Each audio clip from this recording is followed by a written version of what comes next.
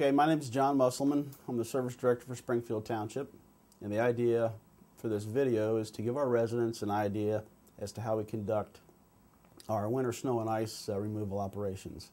Down here at 952 Compton, we were able to construct a 5,000-ton dome, which gives us really enough salt to operate throughout an entire winter season without having to worry about resupply. You know, another benefit of having the larger salt dome is the ability to be able to buy larger quantities of salt. When we purchased this facility, when we first moved in, salt was running about $43 a ton. The prices last year went up to $137 roughly a ton. So being able to fill this bin that we have now at that cheaper price saved us about $400,000 last year. The dome itself cost about $100,000 when we built this facility. So obviously we've already saved enough money to pay for the building just by being able to supply at a lower price. When we know that snow is coming, of course we have a defined snow season. For us it's October 15th to about April 15th. When we get into the winter season, we watch the forecast closely. I spend a lot of nights just getting up and looking out the window to see if it's coming down. Sometimes the police department will call me when they know it's starting to stick. I'll go out, make an initial assessment of what the streets look like. If it looks like the snow is beginning to accumulate, and the forecast leads me to believe that it's not going to get any better or go away by itself, I'll call the crew in. We give them about 30 minutes to get into the shop, which usually puts our first truck on the road at about 45 minutes after I've called the first driver in, by the time they come in, load the truck, and get on the road. Well, the township is divided into 10 salt routes, and then we've got an additional crew that just does our buildings, our administration building, our fire department, police department parking lots, and the sidewalks. For a typical snow run, it takes 3 to 3.5 hours to complete removal on the entire township, just to go out and spread salt. Normally, that works pretty well.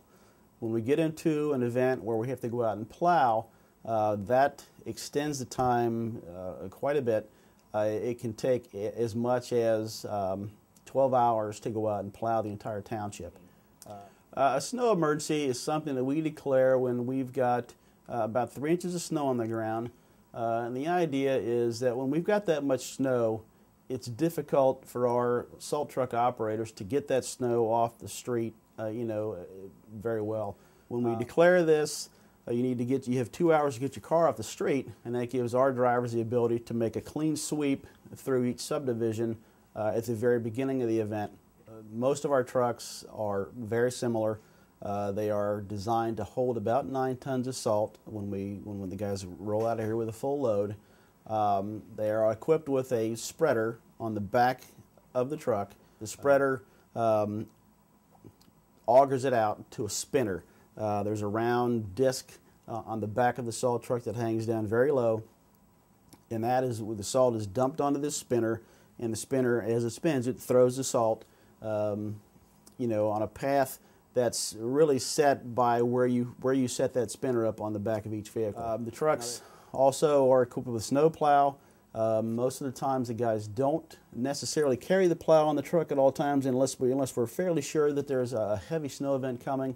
The trucks are also equipped, a good portion of the trucks are equipped with chains.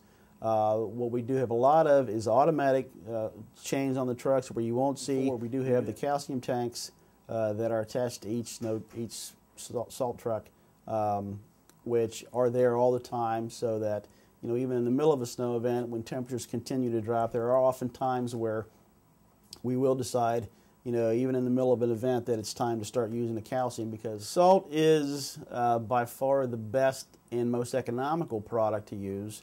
There are other products out there that you'll hear about people using, beet juice and things like that, that work well, but they are quite a bit more expensive than salt.